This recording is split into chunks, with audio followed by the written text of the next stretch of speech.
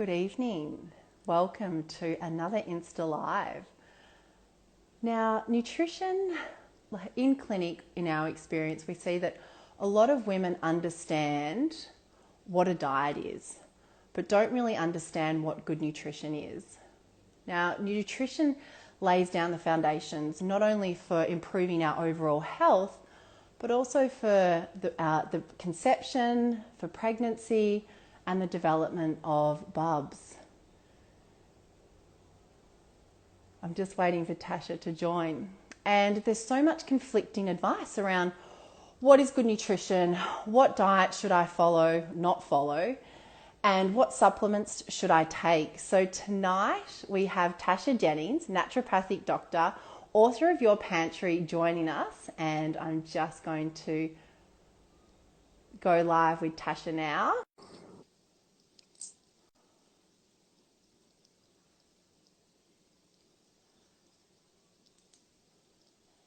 Hi, lovely.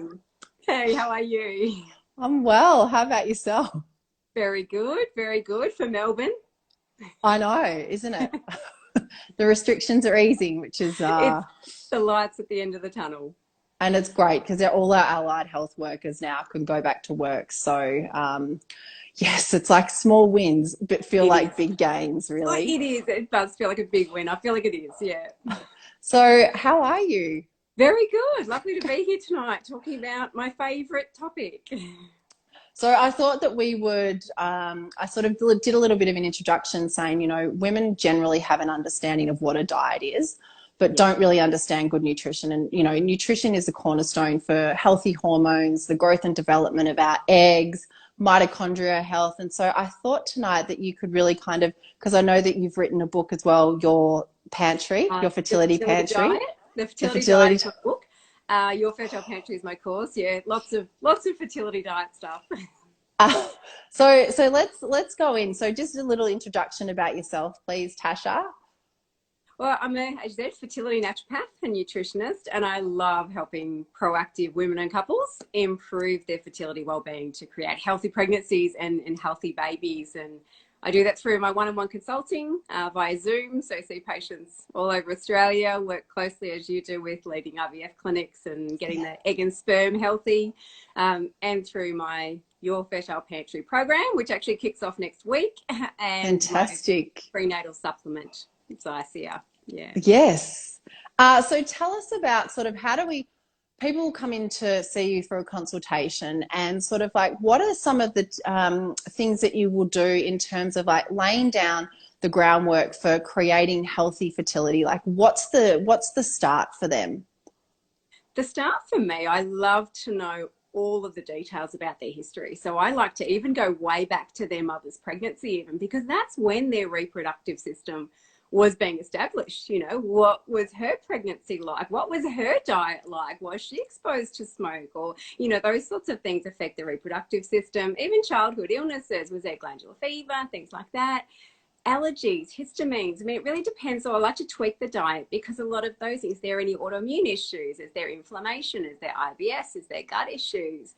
All of those, you know, nutrient deficiencies, so many different aspects that I really like to, as I said, I do a deep dive right into them, and then look at bloods. I love looking at all the detailed bloods. I think it's really important, isn't it, to kind of go back to have that full history, so that way you can you get a really good understanding of what influences they've had in terms of affecting their current fertility status. Because we know how much our mothers and fathers affect not only our egg quality, but also sperm quality as well.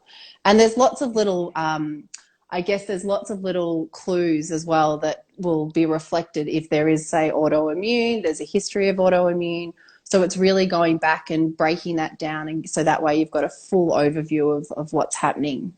And it's all information. I always tell patients there's nothing, you know, bad in there. You know, sometimes results come up and they look, oh, you know, or my NTHFR gene, I've got this mutant gene, I'm really scared. No, it's just information. Just helps us better deal with that and better support you. We all have different, you know, mutations or different genetic predispositions. It's about dealing with that and optimizing that, because we now know what you do now with your egg and sperm affects 3 generations. Yes, it does. You know, we get such a short amount of time, the 90 days prior to conceiving is when we have that beautiful opportunity to optimize the DNA we pass on to our future children. Because once we've conceived, you know, that blueprint's somewhat set in stone. And everything replicates off that blueprint. So we want to make that blueprint as good as possible.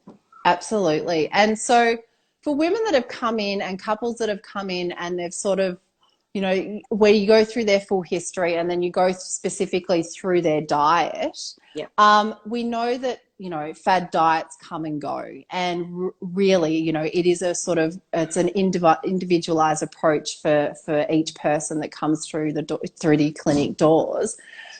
Is that how do you educate them around creating a healthy pantry and healthy diet and nutrition? Well, there's some specifics and there are some generalized things that just, you know, are across the board and will help most people with their fertility. But I have had some people, as you said, come in with fad diets. I had one patient recently who'd just gone super healthy. You know, she wasn't just having salads and fruit and veg and lots of things. And when I did her diet diary and went through it with her, she pretty much almost completely eliminated fat, thinking that was a good thing. But you know how much that affects your hormones. You know, the ovulation was all over the place. Hormones were all over the place. And she was 42. She was going through failed IVF cycles. That was just quite a mess. And we did some simple things. And I have to say, you know, put the fat back into her diet. We did some other things as well with her. But natural conception before she went back to the clinic. Whereas going through IVF whilst having this healthy diet, poor thing thought she was doing a wonderful job, was getting all sorts of cravings and things because you can't stick to lettuce leaves all day. No, you cannot. And that's the thing, really, people's understanding of what they consider healthy is so different to actually what we consider healthy. And one of the questions that we had actually from our community was, which relates to essential fatty acids and being a vegan, is that what are your recommendations for nutrition intake to up their essential fatty acids? Look, I like coconut oil. You know, coconut's great because we do need saturated fat as well. Obviously, all of this is tempered. You know, you don't want to go out and have heaps of saturated fats, but a lot of people trying to be healthy or following a vegan or vegetarian diet aren't getting enough. So I love using the coconut oils, nuts and seeds, you know, as much as possible. Your flax seeds, your olive oils, your olives. You know, good old Mediterranean diet is a really good baseline for a lot of people. Getting plenty of oils, getting some good quality protein, and knowing where your food came from is critical. Absolutely, knowing your food source. And so do you recommend to your patients as well to go organic where they can? Absolutely. It is hard. So I always preface that, you know, we're in a pandemic, we've been in lockdown. Try to know where your food came from as much as possible. I mean, I was horrified. I got asparagus the other day and it said came from Mexico. And I'm like, oh my gosh, like what has happened to that between there and Mexico? I don't even know how it got here in pandemic. But that is true. Like shopping local in order to, you know, support our local farmers, and at least we know where the produce is coming from then, literally like farm to plate. That's as much as possible. So if you can get it from as close to the source as possible. So your farmer's market, they might not be all organic, but at least they're, you know, they got picked it that morning. They're going to be as fresh as possible. The bigger the crops generally, the more pesticide laden it's going to be. So if you've got those big suppliers, they have to make everything grow at the same time. They have to harvest at the same time. These crops are highly, highly sprayed. So we want to really minimize that. I like the clean 15 and dirty dozen. Just to help you know, okay, which are the really bad ones and which are the really okay ones. And a general rule of thumb, I saw a skit, it was actually on Play School. I know our little ones are the similar age. So this was a while ago. When they stuck a stick of celery in a cup of blue food dye. And the blue food dye went right up through the celery and it turned it all blue, you know, magic. And I really use that analogy with pesticides. So if you're thinking about porous fruits and veggies, like the celery or like strawberries or things that are going to just soak up those pesticides, you can't come home and wash that off. That's just right through there. So no, and that's not great, and that's not great for gut health. And also too, so say, you know, family history of growing up on a farm, mother and father exposed to chemicals, working on the farm, then that, you know, is a predisposition also to potentially heavy metals. So that can just exacerbate that inflammatory response in the autoimmune in your gut. So yes, so important for the dirty dozen to, to keep it clean with that 15. Yeah, The so 15. just minimize eating organic where you can, eating seasonally.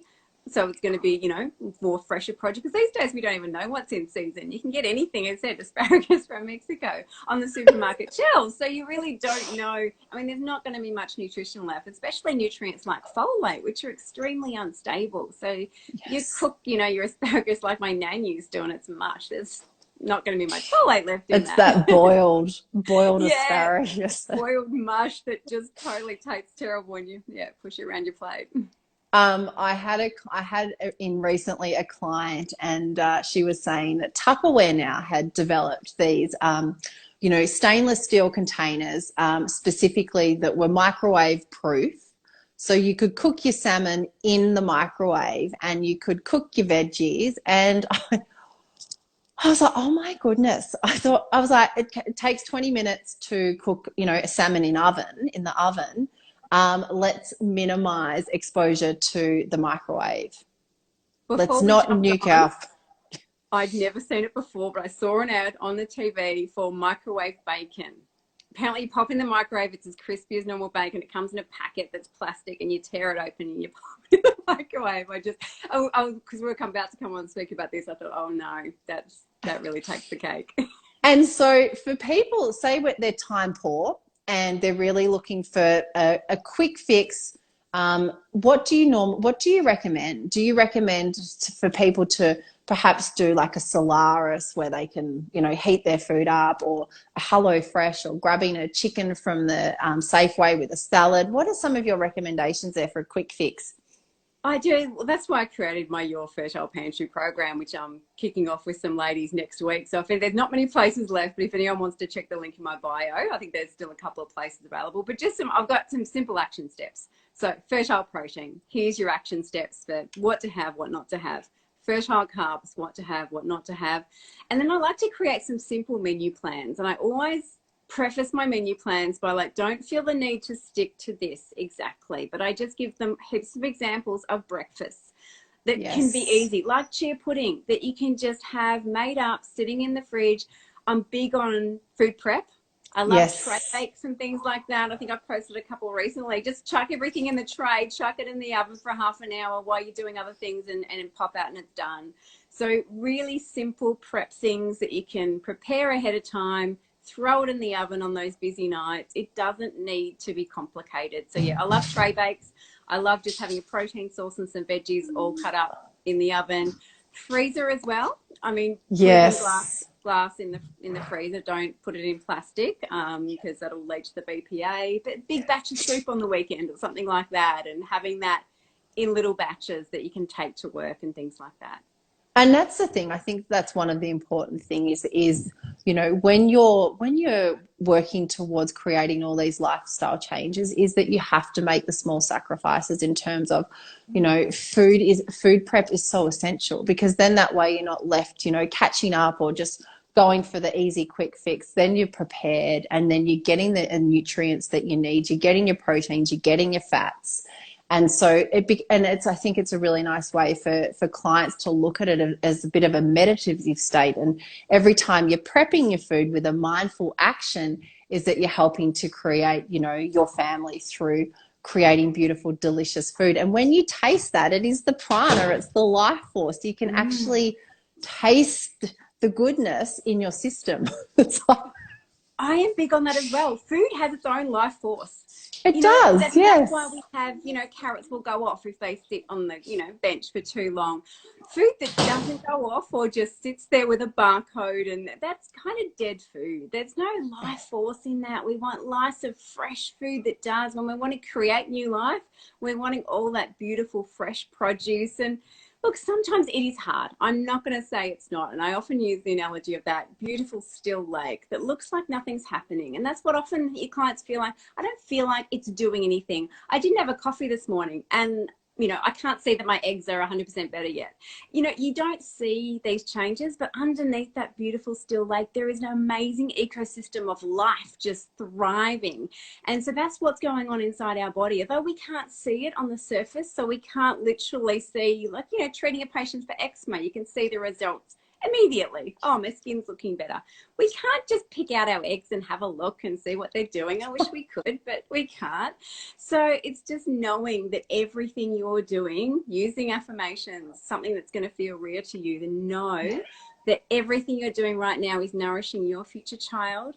And Yes. in my opinion, this is the best investment, the most important investment in your child's future health that you are ever going to make is in the 90 days prior to conceiving. And that goes for men as well, both of you, creating that healthy embryo. Your future child is going to thank you. Because it's a 90-day, well, it takes 90 days for our eggs to reach maturity, and it's 72 days for sperm to reach maturity. And so, you know, when we are doing IVF as well, all those eggs that they are targeting essentially are exposed to everything from hormones to our diet, to also the IVF drugs. So it is so important that everything that we're putting into our body really is to replicate, reduce, like, you know, what are some of the key things that you recommend, the benefits of food? So like reducing inflammation, creating healthy blood flow. Look, one of the biggest things that I always tell my patients, the simplest things you can do is introduce colour. Lots of colour, lots of phytonutrients, lots of antioxidants. And don't just, you know, pick carrots and that's my orange. You know, go oranges, pumpkins, and, you know, there's so many good benefits of all these phytonutrients and antioxidants. And something simple we can do. I actually literally, I've got a checklist in that I'm giving out to my Your Fertile Pantry ladies. And there's actually one that I give to my patients sometimes. It's actually a kid's cheat sheet. But it's so important to be able to tick off the colours that you're eating, because we can get in a rut. And I know I can be renowned for it. I love greens, but I can get stuck on just greens. I'm guilty of that. Yeah, I love my kales, and I'm probably a freak like that. But I love all my greens. But then I've got to check in. Hang on a minute. Where's my reds? Where's my yellows? They all provide their own healing benefits. So that's one of the simplest, quickest things you can do to boost your overall fertility. Yes, is colour. Just like the rainbow. Eat the rainbow, just as they used to say on Play School, I think. And so for women that have polycystic ovarian syndrome, there's been so much, you know, research out, you know, don't include carbohydrates, have carbohydrates. And now, you know, we know that you do need to have carbohydrates are essential, the good carbohydrates. So can you shed some light on that in terms of its impact, what's your sort of general rule around carbohydrates in general, and also too for polycystic women? Well, I guess an example, I did have another patient come in who was eating really healthy, so she thought, going to the gym, and she was doing keto. So she was right into it, full on doing keto. She was really healthy, so she thought, and we sort of did her basal temps and she wasn't ovulating. So here she is trying to fall pregnant, and she'd shut down her ovulation with this hardcore keto diet. So exactly as she said, we introduced some carbs, which seemed a bit horrifying to her because she'd read all this stuff. I'm not supposed to eat carbs. Carbs are the enemy. And look, refined carbs, absolutely. Refined carbs are not great for anyone. They spike your blood sugar. They also deplete you of essential nutrients like zinc and your Bs, because whole grains, they already have the zinc and Bs already in there. And that's what's needed to break down those foods. But if you're putting the refined food in there, your body's leaching your own sources of those nutrients to try to metabolize that white stuff that's been put in there, which has no other nutrients to go with it. So yes, absolutely. Get rid of the white stuff, white breads, processed grains. But, you know, your lovely quinoas and those sort of grains are actually beneficial, and you need them for healthy estrogen clearance, for fiber. So a healthy balance of carbs, a healthy balance of fats. And that's why I've got my checklist, my action steps of, here's your proteins, here's your carbs. You know, it should be pretty simple. I'm not big on using the calorie counters and that. I do have some patients that use them, but I find them tedious and stressful.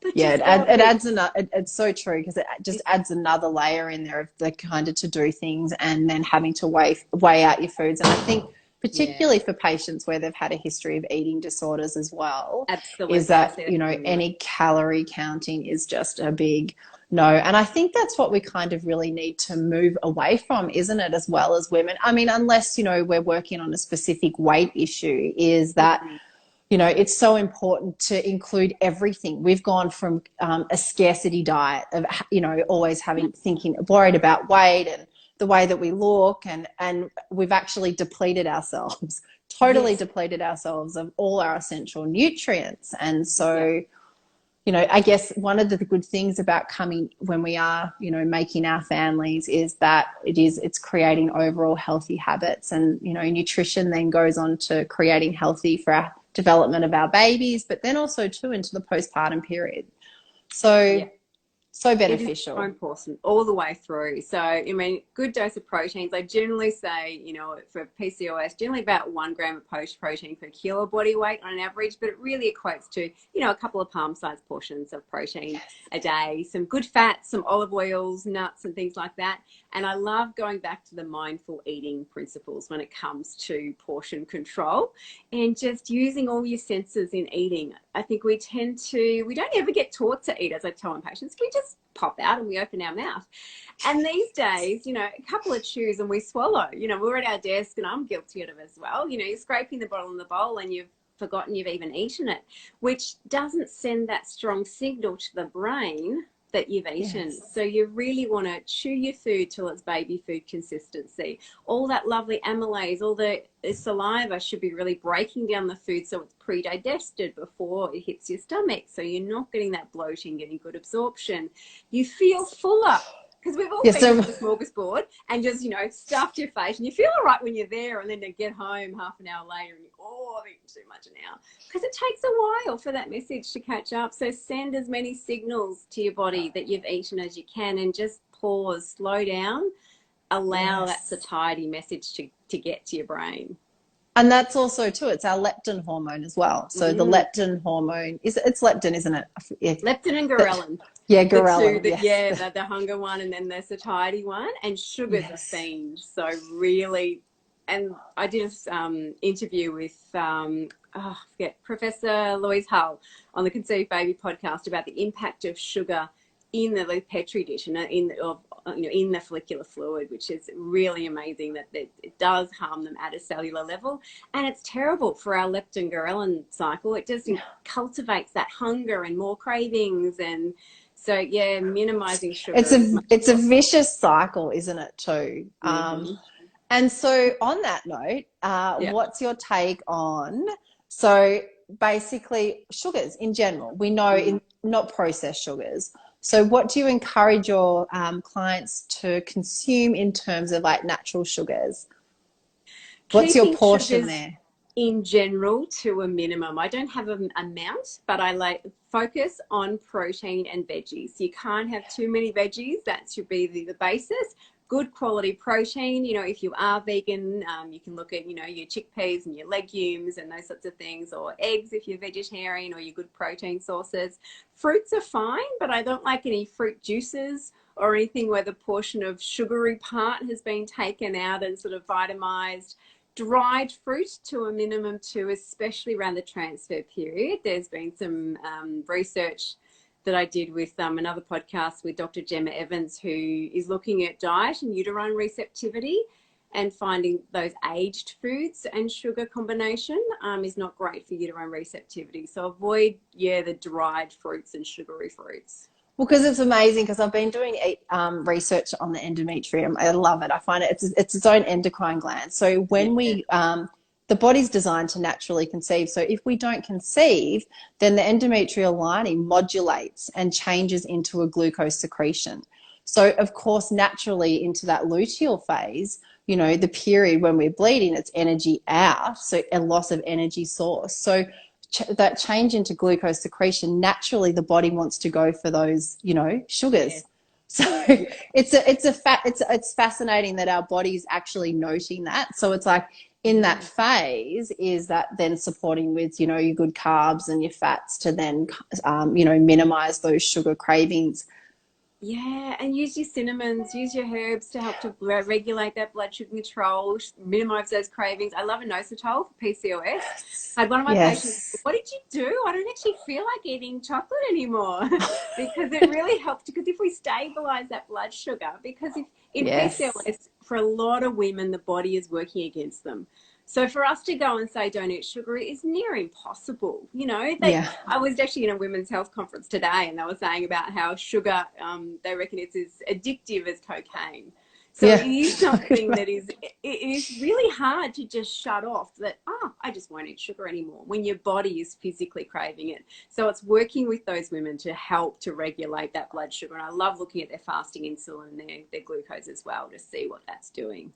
And that's so important because it really is, that integrative approach of then, as a naturopathic doctor, of looking at all their blood work, looking at all their hormone levels. Then that way you're able to tailor your treatment and then give them specific foods to be able to support those, fluctuations in blood glucose levels. And so, tell me about what are your thoughts on intermittent fasting for fertility? Yep. Look, I think it's got the wrong name.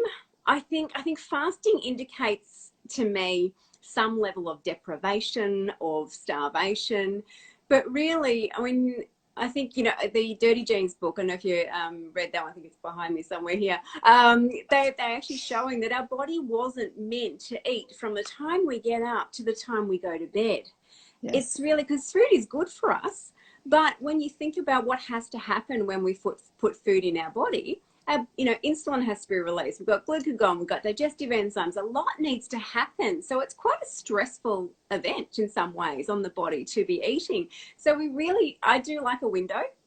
And, it's sort of a 10-14 window or sometimes an 8-16 window, depending whether weight loss is an issue. But generally, it's sort of having breakfast, between, maybe 9 and 10 in the morning and finish your dinner by 7 o'clock at night. So it's not, I think intermittent fasting indicates it's a fasting or deprivation. It's just eating in mainly 3 meals a day for most Yeah. people. And I'll preface that depending on what their blood glucose is doing. But Yeah. generally 3 meals a day in that nice window and giving our body rest time because our body doesn't get a chance to focus on reproduction when we're busy sending emails and stressing and, digesting, too much going on. So what I say to my patients, what you're doing is you're sending your body to sleep in this exhausted, adrenally depleted state. That's not a place to be, nurturing your eggs. So what you want to No. do is finish eating by around 7 o'clock. I give them an evening fertility ritual that I get them to do to encourage that beautiful melatonin at night and send your body to sleep in a place where it can actually rest and focus on achieving the health of the egg and sperm, which is what we're wanting it to do instead of just scrolling Instagram till we fall asleep exhausted. So important, isn't it? Is that, Mm, highlighting that the body, it does need to rest. yeah. Because when it's in its restful state, that's when we can optimize and the body can heal and it can digest properly. Yeah, giving yourself time. I think, yeah, intermittent Because fasting, I think people think, oh, it's a bit scary, but it's more just let's just lighten the load and just feed when you needs it and then give your body a break. because that's the thing, most of the clients that we do see in clinic are A-type. So it's that Mm, really, don't stop, just keep pushing through, up in the morning, exercising, finishing late at night. So it's really important, like you said, in your program that you're offering for patients to be able to then have a ritual because that becomes part of your self-care practice, which is so important for fertility, and learning those practices because we don't do it enough. and it doesn't come naturally. I mean, saying, type A personalities are probably the most dominant percentage of my patients and I say that because they've become successful in their careers by striving and achieving. And I call it, sometimes they say, oh, I've got plenty of energy. I'm like, yeah, but is it brain energy or is it body energy? And what I often say is their brain has such willpower, such Yes. motivation. They couldn't care if their body is exhausted. They just get out the whip. And so it's really helping them to tune in and reconnect with their body and nurturing their Yes. body because that doesn't come naturally either. Fueling it with good nutrition, they just rather whip it with coffee. It just gets me going. It's actually reconnecting and reestablishing that care for the And body, because there isn't much. There's care for here and driving, but yeah, it's care for the body. important for motherhood, really, isn't it? A key for Absolutely. motherhood. And Yeah. your take. So, what are your takes? What do you tell your patients about coffee? Do you have a no coffee rule? Look, I have to say, I find no coffee really hard in Melbourne. I'm not a coffee drinker myself, but I always say it has to be under one a day. And basically, my rule of thumb is it's not good for you. So as close as you can get to zero, no amount of coffee is good. So don't feel like, oh, but there's antioxidants in my coffee. Don't try to play it around. It's not good for you. If taking the one coffee out is going to be extremely stressful, I always temper it. Okay, what sort of stress is this going to place on someone who was having 4 a day, who's now having one? Let's go with the one. But Yes. as close to zero as we can. Some lovely chai teas, which have got some lovely warming herbs and things in there, which can be beneficial for some of those type A's that don't get that nourishment as well. So making some changes even that you can swap to. Yes. Yeah, no coffee. Yeah, how are you with the coffee? You were strict no coffee? Strict no coffee. Yes. Oh, you're hard. Well, it's like the nervous system's already in overdrive. Yeah. And so it's really, getting them to come back to and reducing that inflammatory response in the body and creating a beautiful self-care practice of waking up in the morning, like having, like you said, a chai tea, getting into a Yeah. nice self-care practice, or some of the super feasts, the jing or the qi, replenishing, not stripping. And it's amazing when you do try some other alternatives. It can be really, it's just a habit. And it's just Yes, it about is. creating that new habit. So as I said, it depends on the person.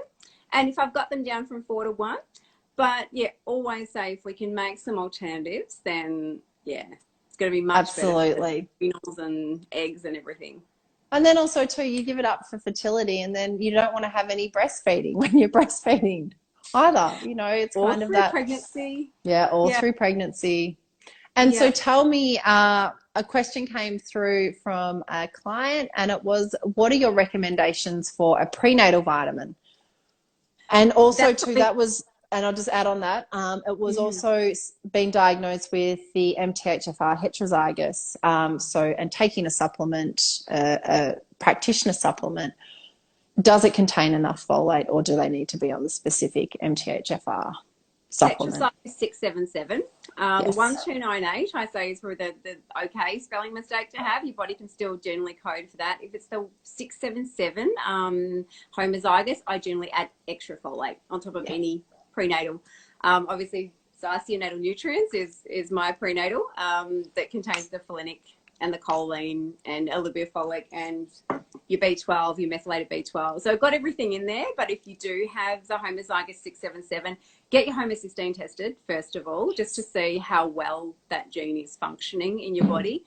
Because the way I like to think about the gene is that it's like a spelling mistake in the RNA code, not a mutation, not a mutant, it's just a spelling mistake. And if, like with any spelling mistake, I have to say I'm renowned for them. My brain goes really fast. I write the email. I know what I meant to write, but I might send you that email and you can still read it okay, even though there's spelling mistakes there. But, perhaps if you hadn't read your email for a while, you had a really hectic day, you might read that same email and it doesn't make sense. And it's the same with that MTHFR gene. If we can provide the right environment, because it also affects detoxification pathways, you want to look at their methylation pathways, their detoxification pathways. If you can optimize your health of your body, and your homocysteine might be okay, you might be functioning really well. So add some methylated folate generally to your normal prenatal, check your homocysteine, and yeah, it should be good.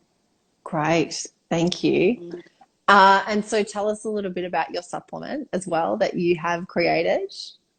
I created this when I was wanting to fall pregnant, and my background was in product development. I did a home brand vitamin range for a big pharma company. And so I knew a lot about product development. And when we were struggling to fall pregnant, as you do, delve into the research, like what can I do to help myself? I wasn't specializing in fertility at the time, but have obviously since then just love it.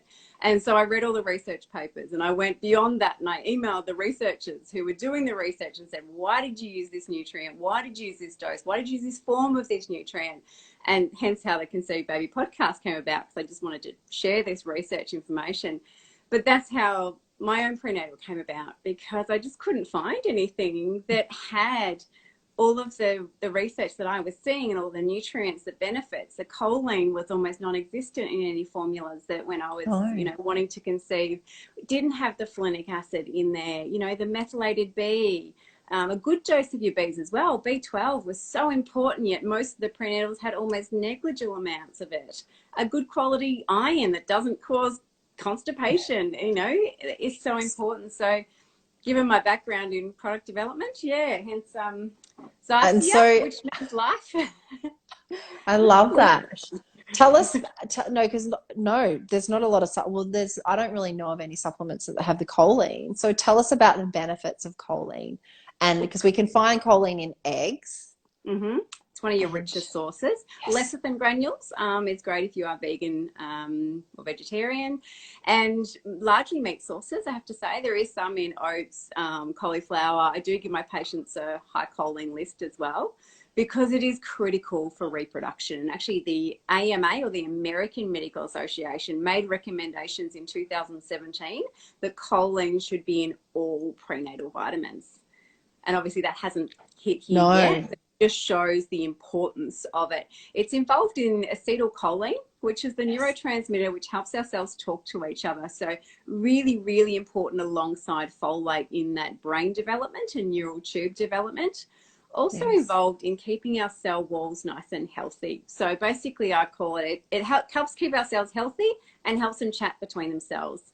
So super important for brain development in that early, so preconception and those early few weeks of pregnancy particularly, and then later in pregnancy and breastfeeding, it also becomes super important when we're getting more of that brain growth and development. And they're linking it to improvements in Down syndrome dysfunction, learning and memory, you know, a lot to do with the brain. Because choline was, why I guess people haven't heard of it is because the B vitamins, vitamin A, vitamin D, vitamin C, they originated in the 1940s. We knew about them. They were in textbooks. We knew how much we needed. But choline was really only discovered for its benefits in 1998. Which, I don't know about you, but the 1940s were way before my time. But 98, I was definitely there. So it's relatively new. So even when you think about some of the doctors and specialists who graduated prior to 98, or even, you know, during that time, wouldn't know anything about choline and the importance of it. And why we didn't know about it is because our body produces a small amount of it. So it's kind of thought, well, we don't need it in our diet because our body makes it.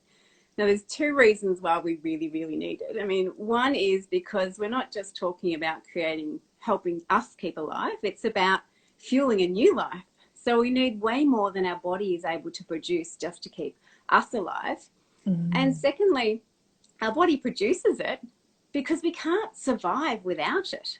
So that just goes to show the importance of this nutrient, that why we produce it is because we can't have life without it. And also it's produced in the microbiome of the gut. And I think you were just saying that. Who has a healthy gut microbiome these days?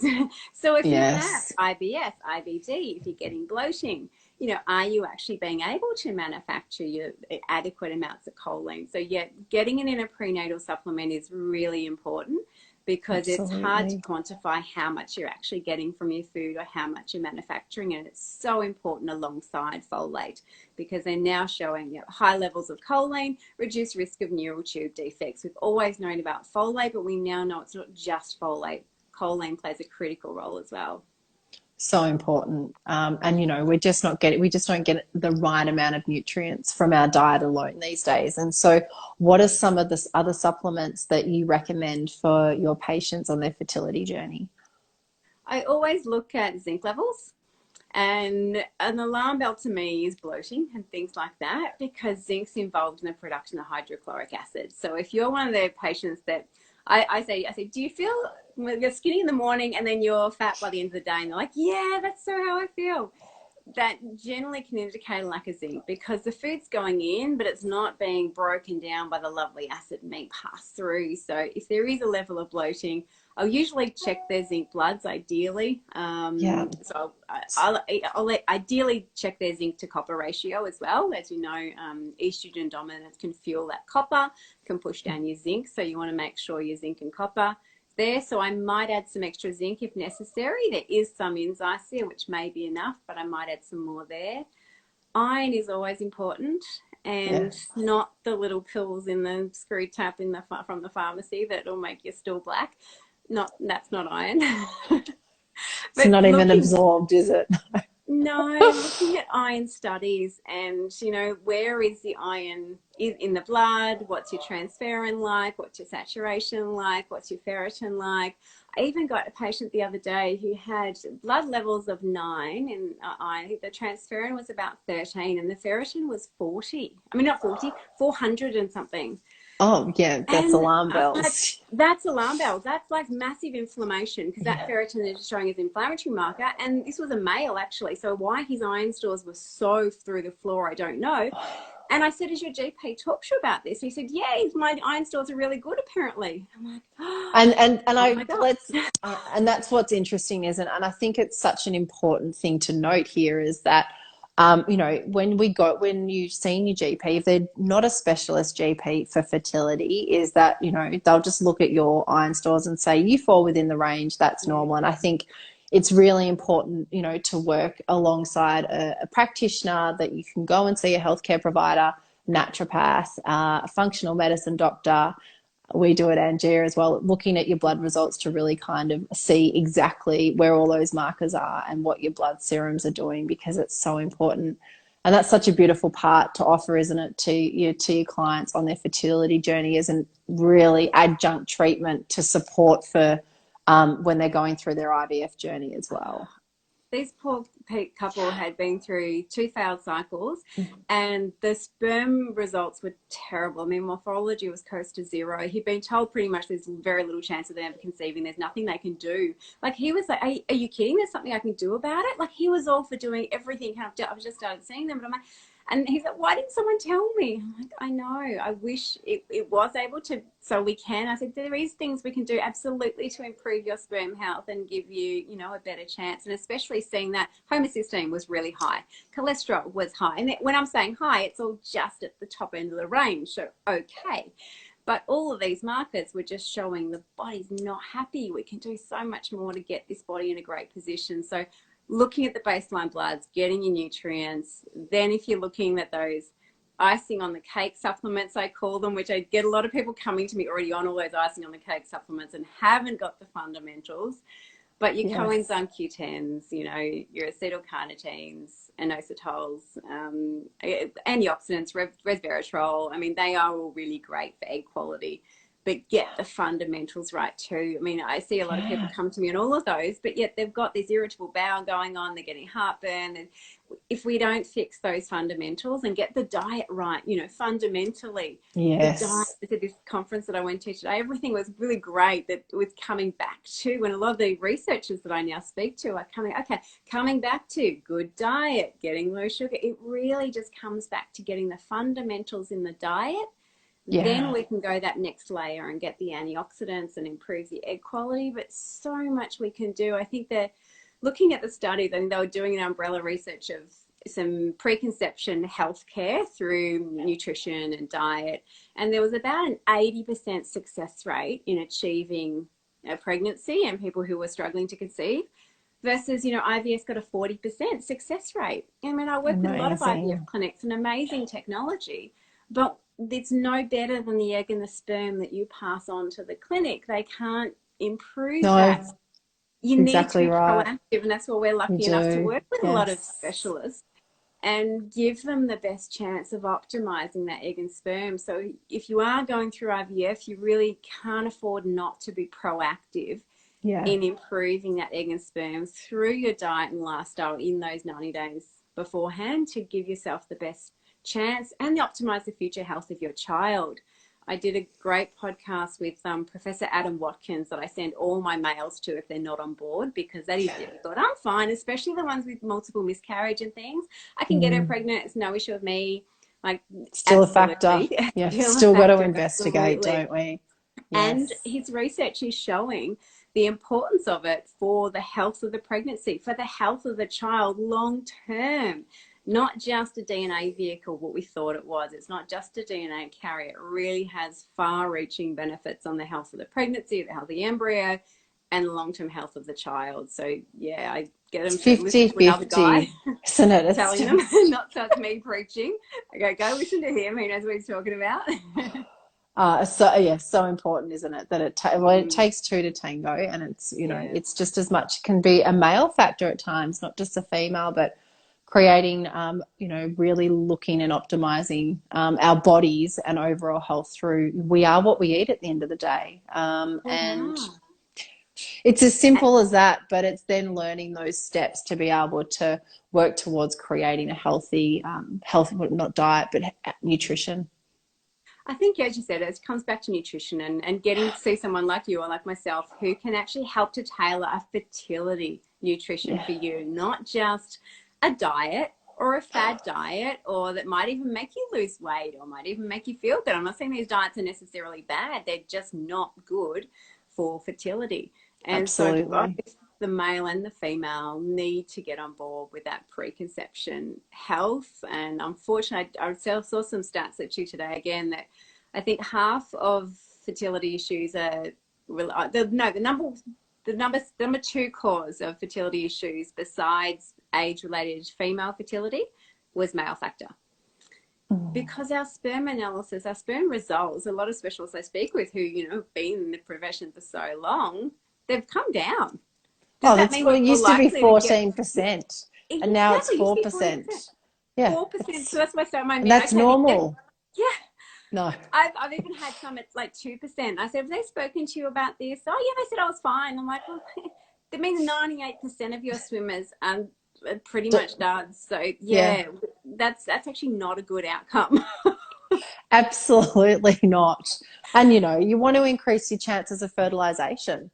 And also the quality as well. And I was speaking to an embryologist, and she was saying that if the fertilization rate, if they don't make it past day 3, a lot of it has to do with male factor. So, you know, it's great now that we can start to see the research coming out around male factor, and then also too for reproductive age. So you've got a woman in her 40s, and then you've got a husband in his late 40s now, that also too there's higher chances of Asperger's and what's that? I've just gone blank. Autism, yeah. So, you know, so important to really create healthy change with the foods that we're putting into our body for both male and female. Yeah. All right, my love, I have to, I've got to put the kids to bed. I could stay and chat with you all night. Oh, we could. And it's lovely to chat again. I think it was years ago that we first chatted like this. I think you were my first interview for my Conceive Baby series years ago. I just had someone just put up a message. I'll just quickly go through it. Question for vegetarians experiencing heavy bleeding. Any tips for restoring essential vitamins and minerals through nutrition? I'd look at your iron stores, because the body has a weird way of actually creating heavy bleeding when we're low in iron and actually making the symptoms worse. So I'd get your ferritin and your transferrin and your iron studies tested first. Perhaps look at your minerals and your zinc. But I'd start with the iron. You may be really low in iron, and we're actually replenishing that through diet. You can look at I give my patients a list of vegetarian sources of iron, because the body preferentially uptakes iron from vegetarian sources more easily if we are just eating vegetarian sources, or if you are low. So definitely you can, but yeah, get it tested and checked.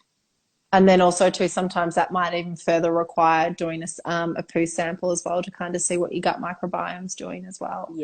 Yeah. Well, thanks, Tasha. It's been wonderful to have you tonight. Thanks for sharing all your wisdom and knowledge. And you have a couple of places remaining for your Fertile Pantry course, and they can find you at Tasha Jennings.